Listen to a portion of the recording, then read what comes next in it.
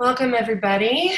My name is Erica Thompson. I'm the managing director at AIFF, and I am here with the filmmaker and some subjects from the film BIRDDOG NATION. I would love to just start by going around and asking everybody to introduce themselves and explain what their role is in relation to the film, starting with you, Sophie. And if you just want to call on the next person, and each person can call on someone else that hasn't gone, can flow that way. Okay, great. Yeah, hi. Thank you. I'm Sophie Sartain. I'm the director of the film BIRDDOG NATION, and it's great to be here as part of this Q&A. I'm thrilled to have many of the subjects of the film here with us. All right, Julia. Yeah, my name is Julia Peter. I'm a proud member of BIRDDOG NATION, and a big part of my role at the Center for Popular Democracy is coordinating the BIRDDOG NATION. Hi, this is Epps-Addison. I'm the president and co-executive director at the Center for Popular Democracy and a proud bird dogger. I'm actually coming to you all from a socially distanced safe action on canceling rent and mortgages in California. So we are still practicing our bird dogging. We've just left City Hall, even amidst this crisis, and actually, especially because of this crisis. This is Tracey, she, her, calling from Oakland in my socially distanced home. And I was brought into the BIRDDOG NATION by Flynn Walker. She said, Tracey, come do a training with me. And I was like, sure. And then there were cameras, and that's how I got here. So really excited to be a part of this. And thank you so much, Sophie. And I will toss it to the Flynn Walker. Thank you so much, Tracey. I'm Jennifer Flynn Walker, and I work at the Center for Popular Democracy. We never really intended to create the BIRDDOG NATION, but sent out an email after Trump was elected that said, we don't know what to do in this moment, but if you have can find 15 people, and if you can reserve a room in your living room or in a community center, we'll come out and do a training on how to bird dog elected officials. And we did this in the past with another bad president, and it had some success, and maybe it would help. And sort of organically, the BIRDDOG NATION was born. Oh, Ady. Pass it to Ady, of course, yeah. Hey, yo everybody. My name is Ady Barkan and I am in the film. Hope you love it. Thanks for watching it. And thanks to Sophie and Roberta for making it, and the festival for selecting it. Absolutely. So happy to have you guys here. So I'd love to start by asking Sophie just how you got involved with this project, what inspired you to make the film, and how you all got connected to begin with. Right. Well, we started making the film about 2.5 years ago, and there was a group in LA of new activists who were sort of starting out on their journey with activism, and they got wind of this group that was fighting to preserve the Affordable Care Act. This was in the summer of 2017, and they started hearing about these activists and got on a phone call with a group called the BIRDDOG NATION, and that was when we first became aware of their work. So we followed that fight, which was successful in saving the Affordable Care Act back in 2017, and then just kind of got to know them better and better, and followed them throughout 2018 when they were engaged in so many important struggles, and that was primarily when we were filming. And as you were going through the process of making the film, can you talk a little more about that experience, any challenges you faced while capturing this footage or compiling everything that you included? The biggest challenge is a lot of characters, but also interesting, and wanting to balance that. And I think it's kind of, for a film like this, it's knowing when to stop you know, because the fights continue and they're still going on, and we always feel like, oh, we should be there, you know, and sort of, you know, that's always a challenge, when to know, you know, you just want to, you could only tell so many stories, but, and then also to know when you can end the film. Right, because it's kind of ongoing, right? Everything. Exactly. I have a couple questions specifically for Ady, and then some more for all the subjects in general. But Ady, what activism work are you working on right now? Do you care to share what you're currently involved with? Many of us are experiencing how the COVID pandemic is upending, ending, and ruining lives. I wake up every day thinking about what it will take to ease the pain, to try to provide hope and raise expectations through organizing. Along with many other progressive organizations, many of us have been lobbying Congress for a set of relief packages that reflect our priorities and the needs we are seeing on the ground in real time. I have been meeting directly with House leadership and members of Congress, publishing op-eds, and connecting opinion leaders and influencers with each other to try and maximize our impact on the next relief bill that will come out. I am hoping that by the time this interview airs, we will have passed a bold relief bill. But the fight of the moment is for the House of Representatives to pass a comprehensive CARES 2 relief bill. The first set of stimulus packages provided only some of what's needed, but they were not nearly enough. There are many great ideas and pieces of legislation that need to be rolled into this: the Essential Workers Bill of Rights, which would give workers protections and hazard pay; the Paycheck Guarantee Act, which would keep people across the economy employed; and we need huge support for cities and states, who are seeing their revenues collapse exactly when they can least afford it. And of course we need to figure out how to get the 30 million folks who have lost their jobs and their families into a viable health insurance plan. Absolutely. There needs to be maximum grassroots pressure on members of Congress and especially on Speaker Pelosi to put a bill together that reflects all of what we are fighting for. The Republicans and McConnell-controlled Senate will do all in their power to stall and water it down, so it is important to have a really solid bill get introduced. Then we will all need to provide cover to members of Congress to hold the line and vote. Yes.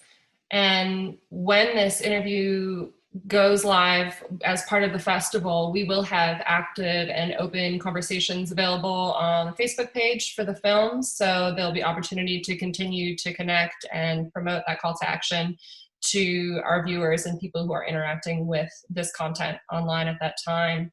Ady, could you share with us a little about your hopes for the upcoming election and the rest of this year?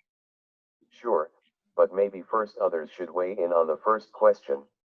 Sure. If anyone, yes. Can anyone else share what other activism work they're currently involved in with what we're currently facing? We had a Bird Dog Nation call earlier this week.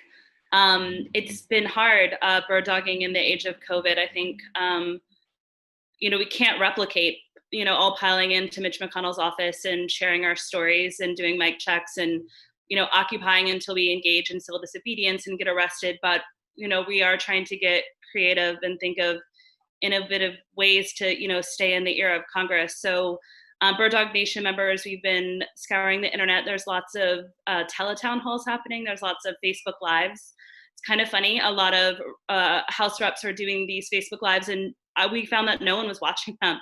A very small viewership, maybe 5 comments. So we're trying to engage the Bird Dog Nation that way by, we say bird dogging, of course, is in person in public, but I guess in the age of COVID, sometimes it's taking over the Facebook comments and the Twitter comments of electeds going live. So we've been using that as a mechanism to try to the stimulus packages. Yeah. This is Tracey. So today is May Day, and our organization, Center for Popular Democracy, is doing a lot of actions under the hashtag Recovery for Number 4 All. And we have folks in the streets, socially distanced, of course, doing car caravans, demanding things like free them all for detention centers and for incarcerated folks. We have people who are on rent strikes. Jen and Julia have been leading some really amazing pots and pans actions so that we can make some noise. And so it looks different, but I think our resistance is still really strong and there.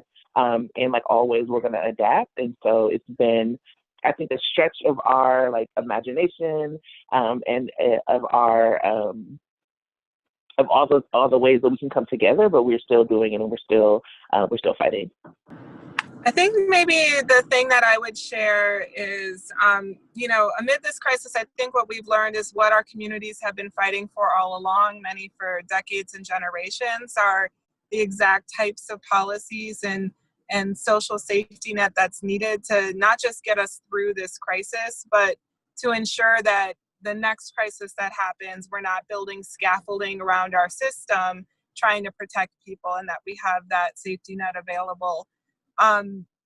We right now, I think, are absolutely concerned about protecting people's right to vote and get out in the election. But at the same time, for many of the folks that you'll see in this film, many of the activist leaders and member leaders who are putting their bodies on the line in this film, they are in the sort of hardest hit communities of this pandemic, and they're really just trying to figure out how to survive, how to help their neighbors survive. We've been thinking a lot about mutual aid and how to make sure people have the money just to do things like pay for funeral expenses or keep food on their table. And certainly the original sort of rallying cry of this film, the right to health care, is absolutely on our minds in this moment. As people are really, 30 million people are now out of work. Many of those folks have now lost their health care because our health care is tied to our employment system. And so we're really, thinking about how do we use this as a moment to advance our call to ensure that everybody in this country really truly has the health care they need. And not just if they happen to catch COVID, but if they have cancer or diabetes or mental health challenges or any other form of illness, to ensure that healthcare is a right. So I think that's, as Tracey said, we're going to continue figuring out how we keep people safe and engage in direct action. But the point of bird dogging is still the same, even with social distancing, which is we have to find ways to get in front of people who are in power and force them to hear the stories of the folks who are struggling most. I'll just actually add on to what everyone else said. One really exciting thing, or silver lining, if you will, to this moment is that the staff of elected officials have way more time to just take your phone calls and listen to you. Because before, a lot of their job was like following around their principal to go to some talking engagement, and they had to literally, I'm not joking, tell them how they looked and spend a lot of time brushing up their appearance or their speech at the last minute. And that was hours of their day. And now they, like all the rest of us, are sitting home. So you can get their phone numbers. A little trick that I'll share is if I can get their name by Googling the principal, so Representative Rokana, for example, then I'll find out chief of staff or legislative director. And then you can usually get their phone number or their email from LinkedIn. And you'd be surprised particularly if it's your representative from your area, you're probably one or two connections away. So you can get them to friend you so that you can see more of their information. You can call them directly. But if that doesn't work, you can definitely get their email from the public pages, and just set up a meeting, and you can have a whole hour where you're talking to them. And they are the ones, it's not the actual elected official. They are the ones who are writing, the stimulus language. Remember that these stimulus packages are moving more money from the federal government into our economy than we've certainly ever seen in our lifetime. And we need to make sure that we do more to make sure that money is reaching the people that we care about, the communities that we care about. One thing that we're thinking of starting to work on is actually organizing family members of people who have lost their lives to COVID. We really know, building on, on the AIDS epidemic, for example, that even though this is a public health crisis, it is actually political. And the lack of a response, the chaos that has been created by Trump and Trumpists has only caused, more and more and more people to die instead of saving lives. We had a moment, some people would have died from COVID, but we had a moment where we could have saved the lives of now tens of thousands of people if we had just acted faster, acted smarter, coordinated national response.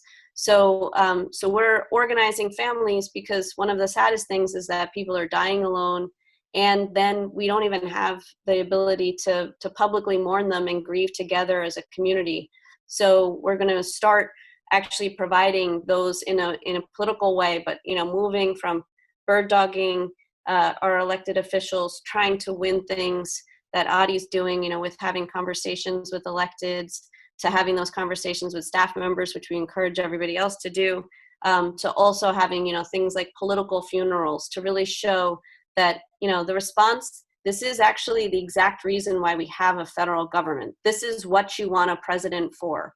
When there's a national epidemic like this, you want to see real leadership, and, we've just had failure at every step. So we're working on that too. In addition to calling our... Answers were way more interesting than mine. I am so lucky to fight alongside such brilliant organizers. Such an ass kiss. Wow. In addition to finding information and getting in touch with our elected officials, for anyone who's watching this Q&A, what calls to action do y'all have, and how people can continue to get more involved? You can join we do a national Bird Dog Nation call every single week. We'd love you to hop on. You can start just listening in if you're not ready to share. What's great too, now we started doing them over video, over Zoom, so we get to see each other, which has added, while we're all, socially isolated, it's been nice. We've also done some social hours. I will look up the bit.ly quickly and share out after someone else answers, but we love everyone to jump on our calls. We'd love to hear from you. I think another really amazing way that we can get involved is like calling our local electeds, partially because some of the relief we need is very local, but also because they can put pressure on our federal electeds. We work with an amazing network of local elected officials called Local Progress, and they are progressive electeds all throughout the country who have the ear of our congresspeople in a way that we might not. And they're at home too.